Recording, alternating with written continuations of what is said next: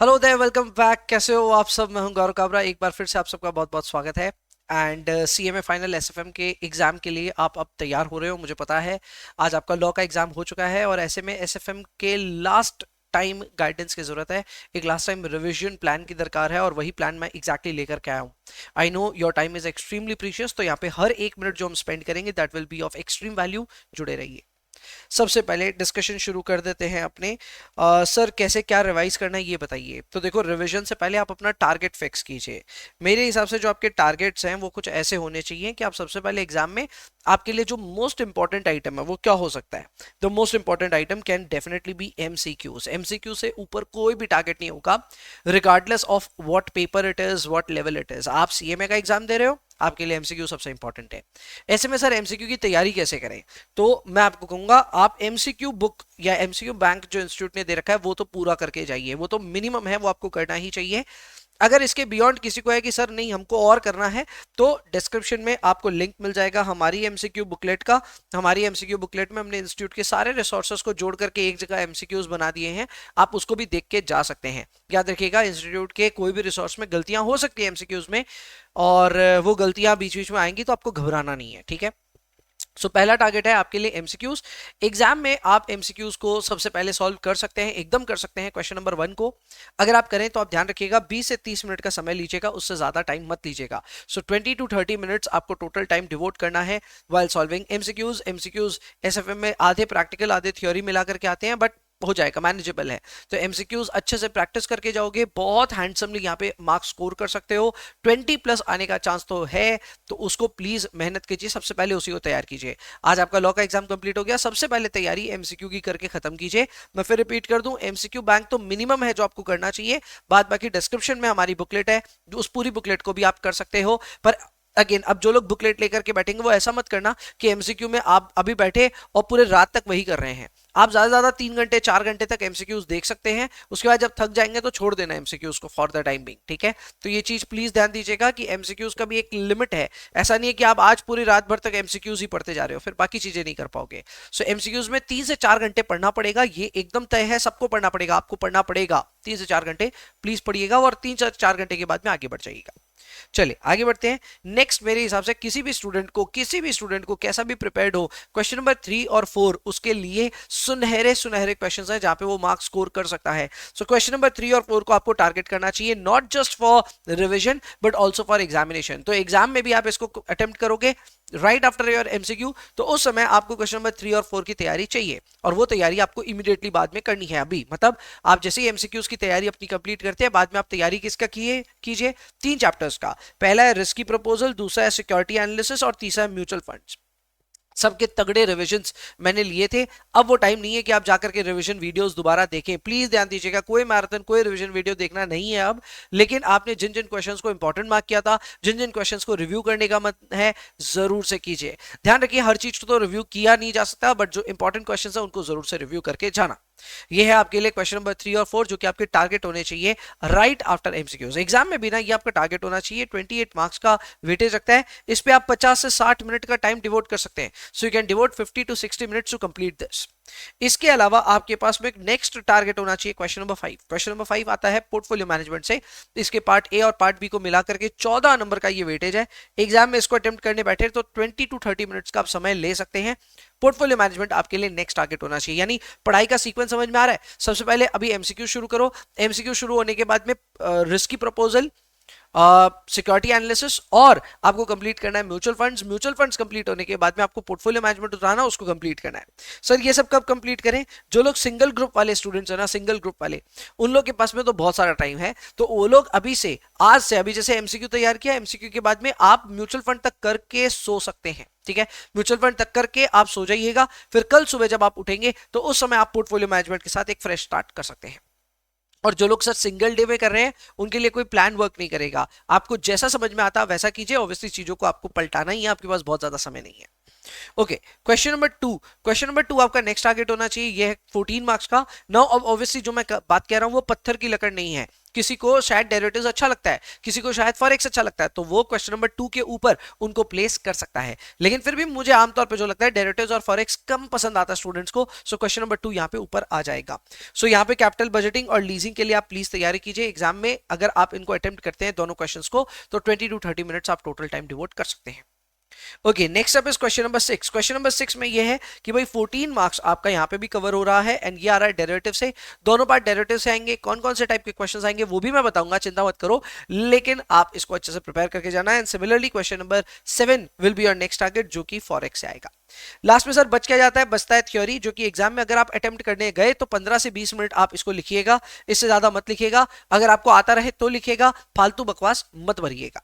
Okay sir, अब focus और awareness हमको कहाँ रखना है उसके बारे में बात करो। तो पहले ही मैं बता दूं, पहले 15 मिनट में आपको क्या करना है एग्जामिनेशन पेपर में, प्लीज ध्यान देना।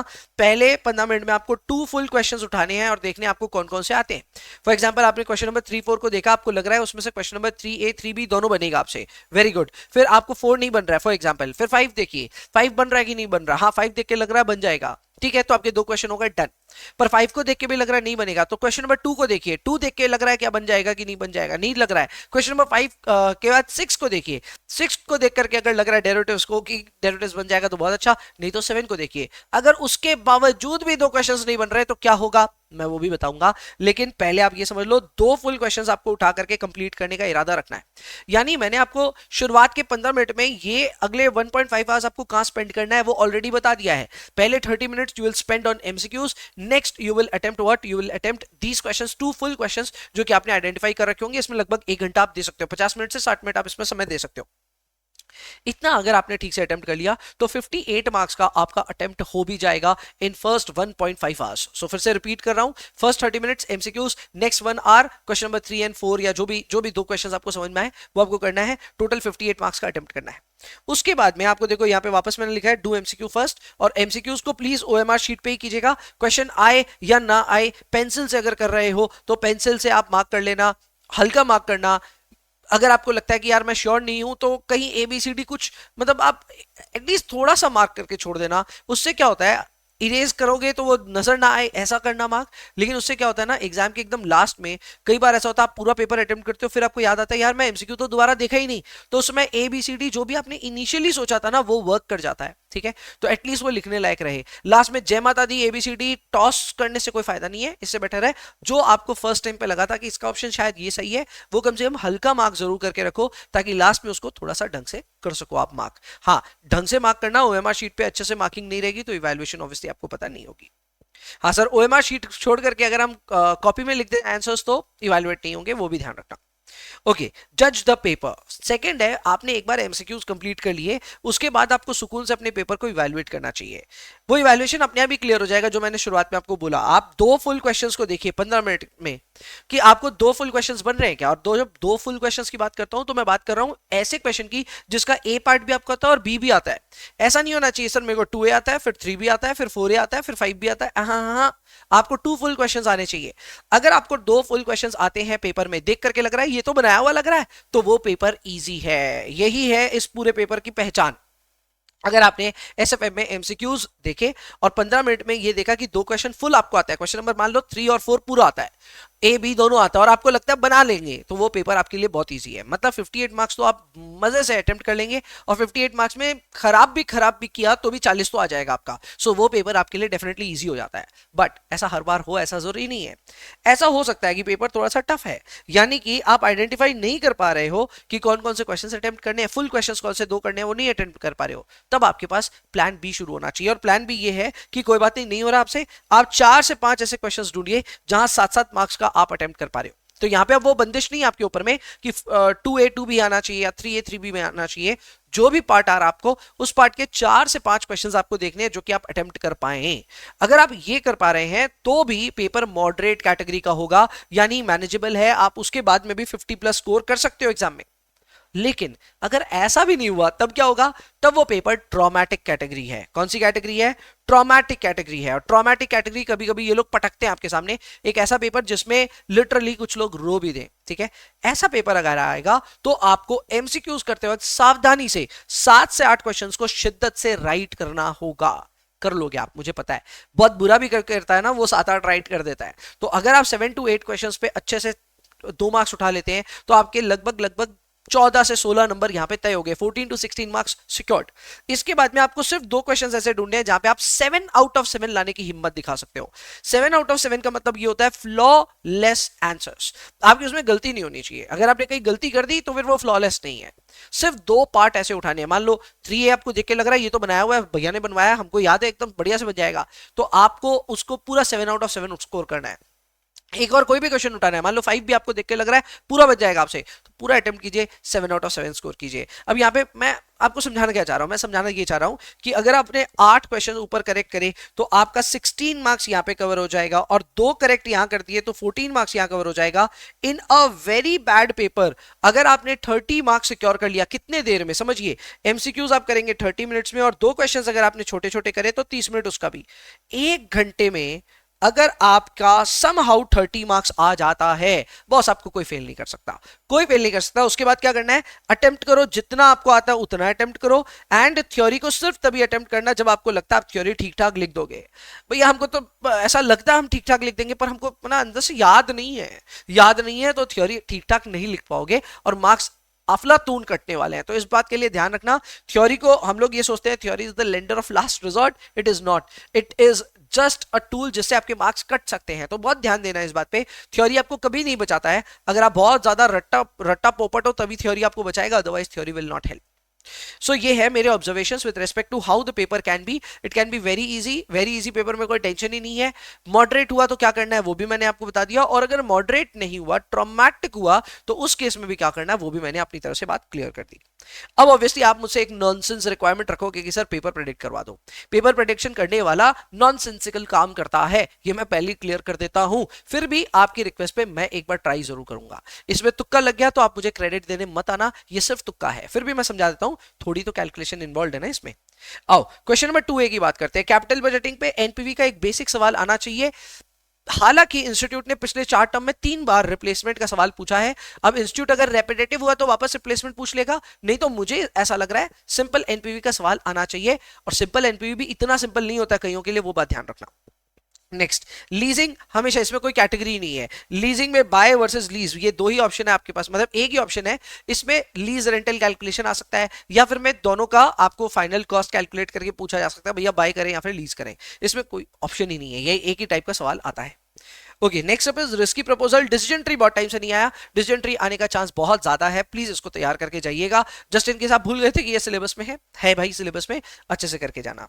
ओके, इक्विटी वैल्यूएशन पे मल्टी स्टेज डीडीएम आने का चांस बहुत बहुत बहुत ज्यादा है।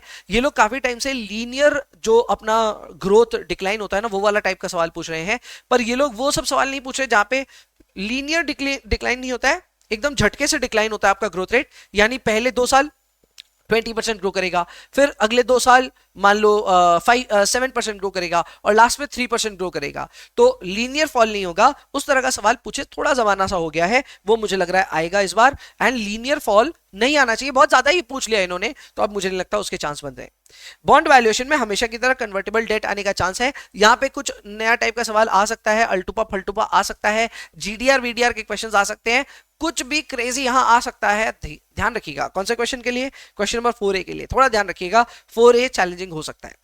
फिर बात करते हैं 4B का। 4B में म्यूचुअल फंड्स को लेकर के मैंने टिप्पणी कर दी भाई, 3 सवाल तो आप कम से कम देख करके जाओ। एक है एमक्यूपी दिसंबर 24 का सवाल, एक है पीटीपी दिसंबर 23 का सवाल, और एक है एमक्यूपी जून 25 का सवाल। ये तीनों ही सवाल आपको ढूंढने की जरूरत नहीं है। अगर आप मेरा म्यूचुअल फंड जो रिविजन कराया हुआ आपको, जो प्रैक्टिस कराया हुआ आपको, उसको अगर आप देखोगे तो उसमें आपको ये तीनों सवाल मिल जाएंगे। एंड अब तो हमने टाइम स्टैम्प भी कर रखा है, तो आप टाइम स्टैम्प के हिसाब से इन तीनों सवालों को ऑब्जर्व कर सकते हैं। याद रखना, एमक्यूपी दिसंबर 24, पीटीपी दिसंबर 23 एंड एमक्यूपी जून 25। अगेन इसका प्लेलिस्ट का लिंक आपको डिस्क्रिप्शन में मिल जाएगा, उससे म्यूचुअल फंड जाकर के आप चेक कर सकते हैं। Question number 5A portfolio management. अब इसमें सच बताऊं तो यार मेरा कोई प्रेडिक्शन वर्क करने का नहीं, लेकिन फिर भी एमक्यूपी दिसंबर 24 वाला जो सवाल है एंड इन्वेस्टर से जो शुरू हो रहा है सवाल, वो सवाल आप एक बार देख करके जा सकते हैं। अगेन प्लेलिस्ट की लिंक डिस्क्रिप्शन में है, जाकर के आप पोर्टफोलियो वाले रिविजन से जाकर के चेक कर सकते हैं। क्वेश्चन नंबर 5 में पोर्टफोलियो मैनेजमेंट का कोई भी क्वेश्चन आ सकता है। पोर्टफोलियो मैनेजमेंट एक ऐसा एरिया है जहां पे प्रेडिक्शन फेल हो जाएगी। बहुत सारी वैरायटी है, कोई भी वैरायटी कभी भी पूछी जा सकती है, इसीलिए पोर्टफोलियो में सारी वैरायटी कवर करनी पड़ेगी। नेक्स्ट आते हैं डेरिवेटिव्स में। डेरिवेटिव्स में क्वेश्चन नंबर 6 है, लगभग तय है पोर्टफोलियो बीटा कैलकुलेशन वाला सवाल आएगा और साथ में हेजिंग का सवाल आएगा। ये हेजिंग आमतौर पे फॉरवर्ड से करवाते हैं या फिर रिस्क सिक्योरिटी ऐड करवाते हैं, लेस करवाते हैं, फलाना डिमकाना, उस टाइप का बेसिक सवाल आएगा। बहुत ज्यादा प्रैक्टिस करी हमने इस तरह के सवालों की। ये क्वेश्चन नंबर 6 में लगभग तय है। क्वेश्चन नंबर 6 बी डेरिवेटिव्स में बाइनोमियल का सवाल आ सकता है, बाइनोमियल का सवाल आ सकता है। बट जस्ट इन केस किसी को ऐसा है कि नहीं हमको तो क्रेजी क्रेजी कोई काम करना है, एकदम अफलातून इंस्टीट्यूट कुछ पूछ ले वो भी हमको तैयारी होना चाहिए, तो एक सवाल देख करके जाना। मार्जिन कैलकुलेशन पे सीए फाइनल के May 25 टर्म में क्वेश्चन नंबर 6A जो आया था वो देख लेना। Suggested answer CA institute upload करके रखा है। किसी को बहुत क्रेजी काम करना है तो ये काम करके जा सकता है। सीए फाइनल मार्जिन कैलकुलेशन का सवाल आया था May 25 में क्वेश्चन नंबर 6A, एक बार देख के जाना। इस तरह के मार्जिन से रिलेटेड सवाल हमने क्लास में भी किए हुए हैं, लेकिन फिर भी देख करके चले जाना। नेक्स्ट आते हैं क्वेश्चन नंबर 7A फॉरेक्स का। फॉरेक्स में हर तरह की हेजिंग करके जाना ही पड़ेगा, आपके पास कोई ऑप्शन नहीं है। Forward hedging, future hedging, MM hedging यानी money market hedging, option hedging, सब तरह की हेजिंग करनी पड़ेगी। एंड एक सवाल ट्रांजैक्शनल सवाल के लिए रेडी रहिएगा, यानी कि एक सवाल ऐसा पूछा जा सकता है जिसमें दे विल आस्क यू भैया हमको तो इतना इंपोर्ट किए थे या इतना एक्सपोर्ट किए थे, अब फॉरवर्ड से हेज करेंगे तो कितना लगेगा, या फिर मैं इतनी तारीख को पे करेंगे तो बताओ कौन सी रेट लगेगी। बिड आस्क के अंदर कंफ्यूज करने वाला, क्रॉस रेट कैलकुलेट करके करने वाला, उस तरह का सवाल ये लोग पूछ सकते हैं। बेसिक ट्रांजैक्शनल होता है, फॉरेक्स हार्ड नहीं होता, ट्रांजैक्शन इज बेसिक क्वेश्चंस, ठीक है। इसके अलावा भी अगर आपको है कि सर हमको तो और क्रेजी कुछ करना है सर, तो आपको मैं बता दूं मैंने टॉप 50 क्वेश्चंस का एक जून 25 में एक सेशन लिया था, लगभग 3.5 घंटे का है, आप वो दे सकते हैं। उसमें मैंने सीए फाइनल के कई सिलेक्टिव क्वेश्चंस कराए हुए हैं। जस्ट इन केस आपको करने का है तो मैं लिंक डाल दूंगा डिस्क्रिप्शन में, आप जाकर के वहां से चेक कर सकते हैं। Not recommended at all. मैं लास्ट डे पे कभी भी यूट्यूब से देख करके पढ़ाई करने की एडवाइस नहीं देता, बट मुझे मालूम है आप लोग में से कई लोग सुन रहे नहीं सुन रहे हैं मेरे को, तो उनके लिए भैया ये सारे लिंक्स मैं डिस्क्रिप्शन में डाल के रखा हूं। आई होप ये पूरा वीडियो जितना भी मैंने समझाया आपके लिए बहुत काम आया। मैंने आपका काफी ज्यादा समय ले लिया, I have taken 16-17 minutes of yours, but I believe all of that was वर्दी एनफ। मेरी तरफ से बेस्ट विशेस ले लीजिए, आप सभी को ऑल द बेस्ट। एग्जाम बहुत बढ़िया करके आएगा और मुझे बहुत बहुत बहुत ज्यादा उम्मीद है कि सीएमए फाइनल का एसएफएम का पेपर आप सभी लोग रॉक करके आएंगे। और बाद में इस वीडियो के कमेंट में आप जरूर डेफिनेटली अपना जैसा भी पेपर गया उसके बारे में मेंशन जरूर करेंगे। हाँ, एक बात ध्यान रखिएगा, जितने भी बच्चे इस वीडियो को देख रहे हैं प्लीज एक मेरा काम कर दीजिएगा, जैसे ही आपका पेपर कंप्लीट होता है, आप सेंटर से बाहर आते हैं, आप अपना पेपर का फोटो खींच करके मुझे जरूर से भेजिएगा। मुझे उसको जल्द से जल्द रिव्यू करने का मन है, तो ऐसे में जितना जल्दी आप पेपर भेजेंगे उतना जल्दी मैं रिव्यू करूंगा। कौन से नंबर पे? ये नंबर फ्लैश हो रहा है, इस नंबर पे आप व्हाट्सएप कर सकते हैं। I'll see you in the next one. Bye bye.